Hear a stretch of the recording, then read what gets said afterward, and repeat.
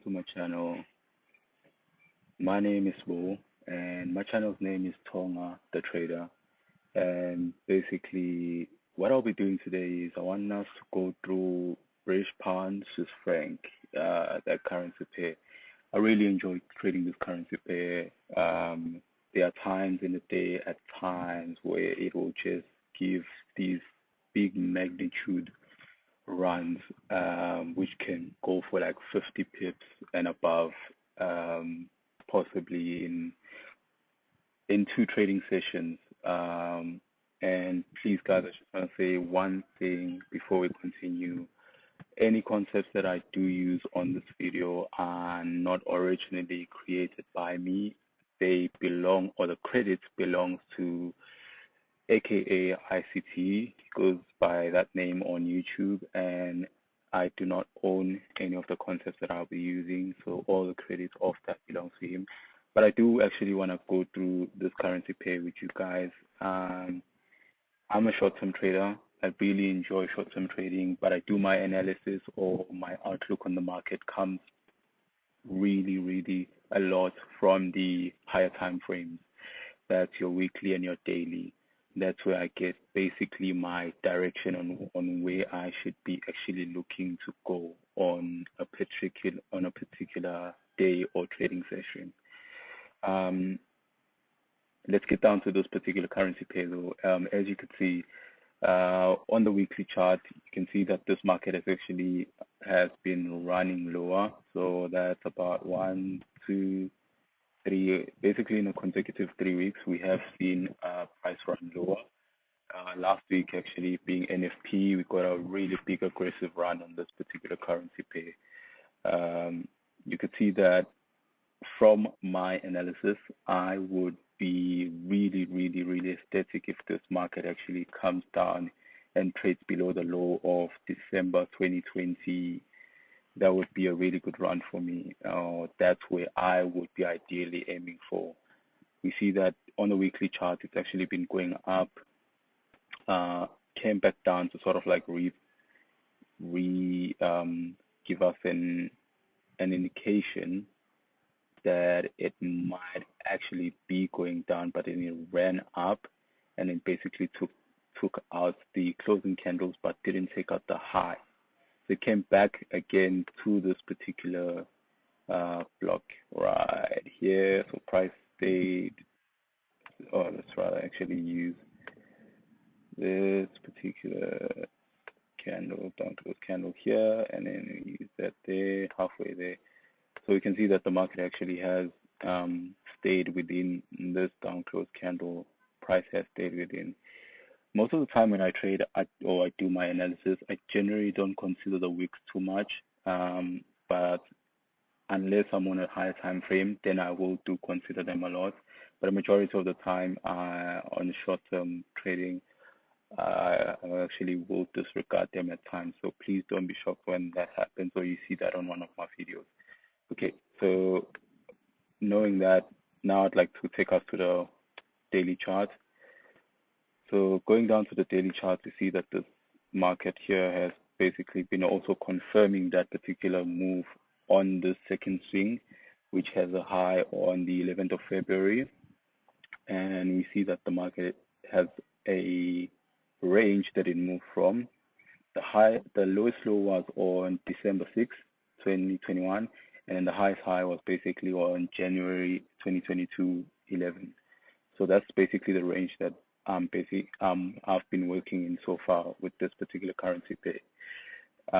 But I've always kept my long-term objective on the weekly low, which is just right below price point 1.18000. Excuse me with that. Yeah, so that's where my long-term objective is with this particular market. But let's just to continue, on the daily chart, you can see that the market has been basically finding a bit of resistance on the up close candle, sort of like trades up, finds a bit of resistance, and then declines lower. You can see this particular sell basically came really prevalent on this market when it all transpires from around this particular time here, which is 23 of Feb. So price tries to trade up on this up close candle, found some resistance here, and then just ultimately declined. 2 days, traded up again, came back to this candle here, and then just excuse me with that, came back up to this candle here, and then declined again after that. And then when it was declining, it left a bit of an imbalance there. It came back sort of like, let's just remove that there. So it came in back into that gap there, and then sort of like peeped right into it, traded into it, and then ultimately lost faith on up movement and then just ran lower. So because we can see that this particular market is on a run low, we generally don't want to be looking for long-term objectives to the upside. So we want to be seeing our good price runs, excuse me, on the downside. Excuse me with that. Now just down to the 4-hour chart on this. Let's just go down there. Excuse my internet. It's been giving me some problems lately. But yeah, so looking at the 4-hour chart, we see that there's basically like an imbalance there. Sometimes gaps or imbalances will be prevalent on higher time frames, but on shorter time frames, they actually may be filled. So it's always good to just compare your imbalances or how price moves on all your time frames. Yesterday, actually last night, which was a Sunday here in South Africa, I was looking at this market and it was somewhere around here, and I was hoping for price to actually open, trade up into this particular gap, and then basically decline lower. That would have given me a quite great deal of satisfaction on selling this market or shorting it. But it has opened, and let's just go down to the 1-hour chart. So my time is actually set on New York time, which is UCT -5, or can I say -5? Just forgive me with that. But yeah, that's how I set my time. So I was hoping for the market to open, trade aggressively high, and then basically fill that gap or halfway fill that gap and then decline lower. Right? That would have been a really good short for me. But anyway, that doesn't play out as we hope that it does in the market. But what we do see is that on this particular day, which was the 4th at 8, price did basically open and then found ways to trade within this imbalance here. So that's why today, when I was looking at this market and it hadn't traded up there, I wasn't too concerned about it as much if I was looking to take a short. So I'm just going to go down to the 30-minute chart. So looking at the 30-minute chart, we just basically confirm what you see on the 1 hour. The only difference is that we just have a bit of more candles and a bit of more detail with price. But I just want to draw our attention right here.